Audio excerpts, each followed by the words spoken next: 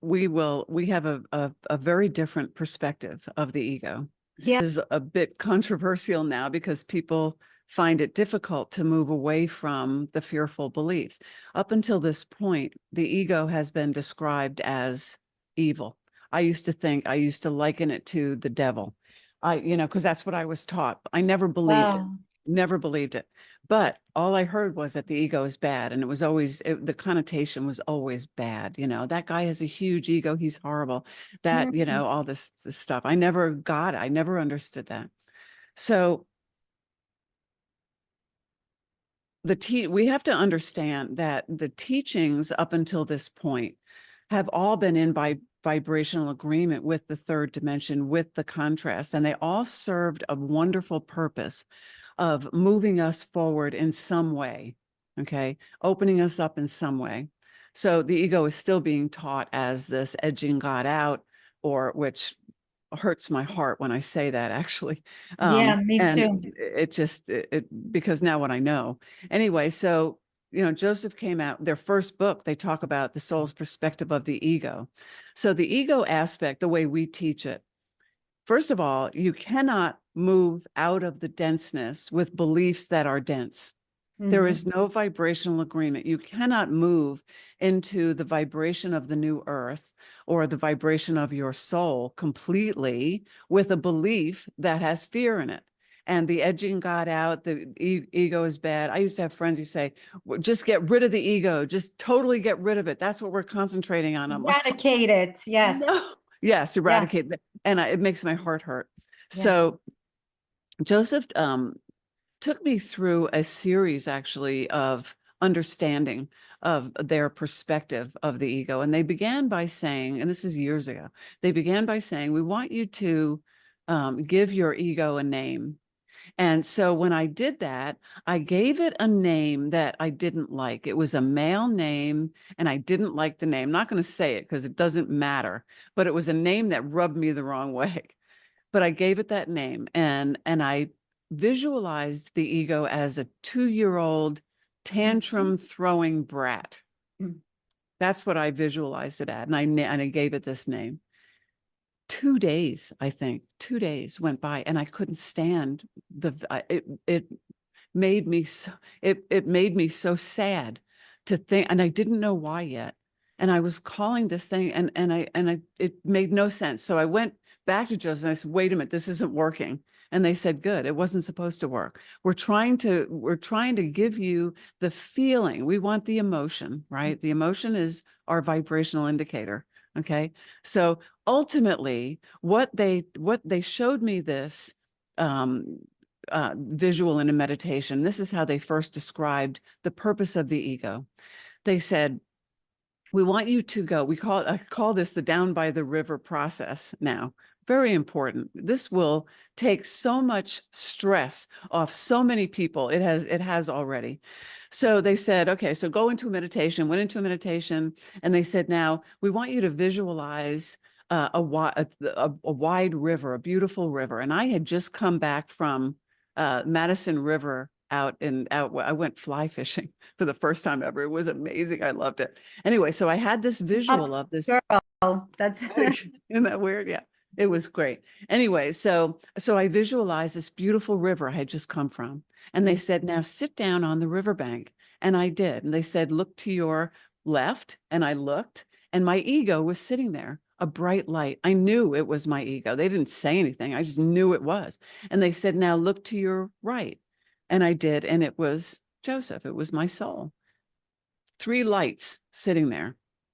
And they said, now look at the river. And when I turned and looked ahead of me, the water that was water before was now these big red and white balloons, let's say, and they were bopping up and down and all in the flow, and it was beautiful. It was a beautiful sight. And I said, wow, that's so cool. What does that mean? And Joseph said the white balloons represent their, first of all the balloons represent thoughts. They're all thoughts, and they're all available to you. The white balloons represent in alignment thoughts, and the red balloons represent out of alignment thoughts. I didn't know what that meant then either. I said, okay, that's pretty. And they said, now choose a thought. So I reached in And I chose a red ball because it was so pretty. It was so shiny, you know, and I put it next to me. I reached in and I took another one. And as I'm doing this, I start to get this nudging feeling on my right-hand side in my physical body. I start feeling this nudging. Didn't pay much attention to it, although I was aware of it. I keep taking the red balls now. I want to make this fruit salad of something. These red balls are beautiful.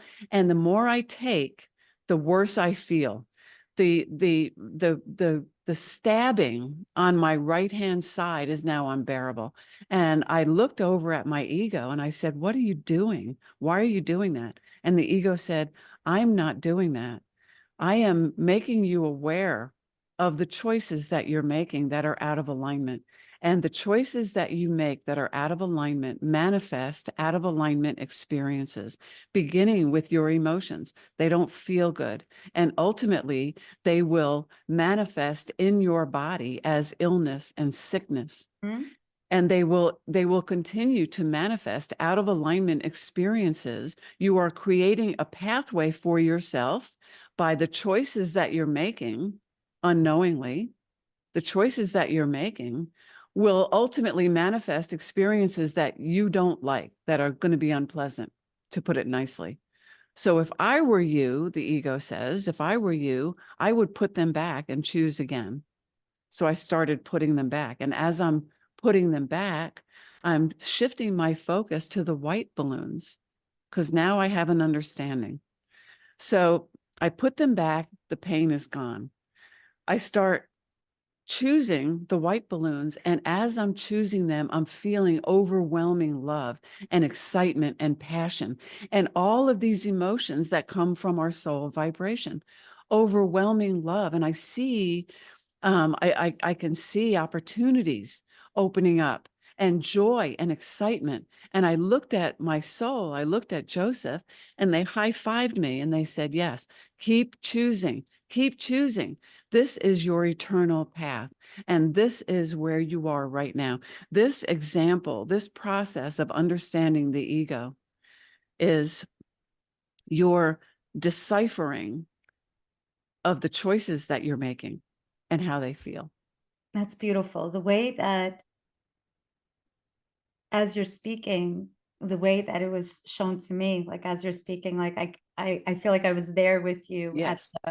at the riverbank. It's interesting. I have a little river stone in my hand, like ironically, but it's an angel-like river stone in my hand. Um, and in the beginning of my career, I worked with certain celebrities and things like that, and a lot of them had bodyguards. You know, it was like bodyguards. And I don't know why they needed a bodyguard to come to my house, but still, it's, I'm only 5'1", but it's like they heard I'm from Brooklyn. I don't know. But anyway, I'm just kidding. But anyway, it almost feels like it's like the bodyguards that are there in front of us. The ego is the bodyguard saying, "Watch out, there's danger, watch out, there's danger." And it's like the choices that we make when you lovingly spoke to the red balloons, or you lovingly spoke to these bodyguards saying, "Hey, thank you for the warning. Thank you for being in the field, but I don't believe in that story anymore. And here are other choices Yeah. that perhaps I didn't have, and I'm safe." So, but it's of honoring that it is in the field. Just So, just right? for